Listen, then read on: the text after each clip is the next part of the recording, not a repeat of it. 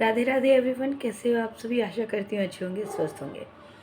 आज हम लोग बात करने वाले हैं कि गिफ्ट में ऐसी क्या क्या चीज़ें नहीं देनी चाहिए जिससे हमारा और साथ में जिससे हम गिफ्ट दे रहे हैं उसके साथ, ठीक है, हमारा उसके साथ रिश्ता अच्छा चलेगा या नहीं चलेगा, ठीक है, या फिर रिश्तों में पॉजिटिविटी आ रही है या फिर नेगेटिविटी आ रही है। ये सब हम ये गिफ्ट के ज़रिए जान सकते हैं। लेकिन देखिए, गिफ्ट तो आप कुछ भी दे सकते हैं, वो सब हम जानते हैं कि गिफ्ट देना नहीं देना ये सब हमारी क्षमता पे निर्भर करता है ना। लेकिन बहुत सारे लोगों को देखा जाता है कि कुछ चीज़ें जो वास्तु अकॉर्डिंग फिट नहीं भी होती है, वो भी चीज़ें वो गिफ्ट में दे देते हैं। तो ऐसी क्या क्या चीज़ें हैं, तो सबसे पहले बोल सकते हैं कि सबसे पहले देखा जाता है कि गिफ्ट में लोग वॉच गिफ्ट में कर देते हैं, ठीक है। तो देखिए, watch according to vastu watch कभी भी गिफ्ट में नहीं देनी चाहिए, क्योंकि बोला जाता है कि घड़ी देने का ही मतलब कि आपने अपना जो भी आपका अपना गुड लक या गुड टाइम बोल सकते हैं, वो आपने सामने वाले बंदे को दे दी। या फिर होता है ना कि जो आपका और जैसे मेरा रिश्ता है, मैंने घड़ी आपको दी, तो मेरा तो टाइम का जो गुड टाइम है वो तो निकल ही जाएगा, साथ में जिसको हम दे रहे हैं उसके लिए भी वो परफेक्ट नहीं रहेगा, ठीक है।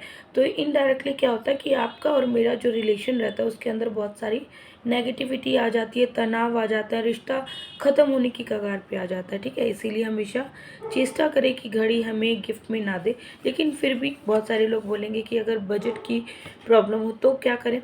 तो अगर ऐसा कहा जाता है तो देखिए, वास्तव में सारी चीज़ों का सॉल्यूशंस भी है। तो ऐसा कहा जाता है कि जब आपको लगे कि आपको गिफ्ट में वॉच ही देना है, तो उस सिचुएशन में आप क्या कर सकते हैं कि घड़ी के साथ 1 या 11 रुपया ऐड ऑन कर सकते हैं, जो कि शगुन का चिन्ह माना जाता है, ठीक है।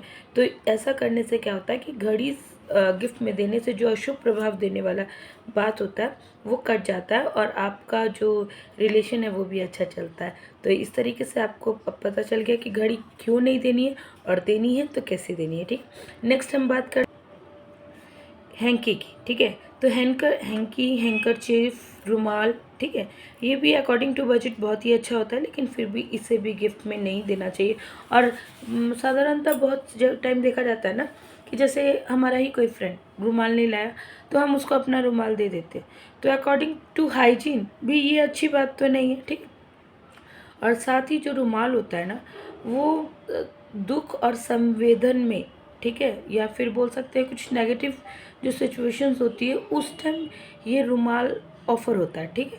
तो ऐसे में जब हम गिफ्ट दे रहे हैं रुमाल को, तो क्या होता है कि हमारे और सामने वाले बंदे की जो रिलेशनशिप है ना, उसके अंदर ही दुख आ जाता है, उसके अंदर ही तनाव आ जाता है, हम दोनों का जो रिश्ता होता है वो अलग होने की कगार पे पहुंच जाता है। इन शॉर्ट, बहुत नेगेटिविटी आ जाती है। अकॉर्डिंग टू वास्तु रुमाल किसी भी सिचुएशन में हमें गिफ्ट नहीं करना, ठीक है। थर्डली बात करेंगे कि धारदार चीज़ें, ठीक है, जैसे कैंची, चाकू या फिर कोई भी ऐसी चीज़ जिसमें नोक निकली हो, ठीक है। धारदार से तो ये समझ में आ रहा है ना कि धारदार दैट मीन वो चीज़ों को काटने छाटने का काम कर रहा है, ठीक है। तो जो चीज़ें काटने छाटने का काम कर रहा है, तो वो हमारे रिश्ते को कैसे ही संवार सकता है। तो इनडायरेक्ट वो हमारे रिश्ते को भी बहुत ही काट छाट देता है। इसीलिए धारदार चीज़ों का इस्तेमाल हमें गिफ्ट देने में यूज़ नहीं करना चाहिए, ठीक है। नेक्स्ट लास्टली हम लोग हाँ, शीशा की, ठीक है। तो शीशा दैट मीन मिरर, मिरर भी हमें गिफ्ट में नहीं देना चाहिए। खासकर न्यूली वेड कपल को तो मिरर कभी भी गिफ्ट नहीं करना चाहिए। इससे उनके रिश्तों में दरार आ जाती है, और जब उनके ही रिश्तों में दरार आएगी तो उनके और आपके रिश्तों में मिठास कहाँ की गुंजाइश ही नहीं रहेगी ना। इसीलिए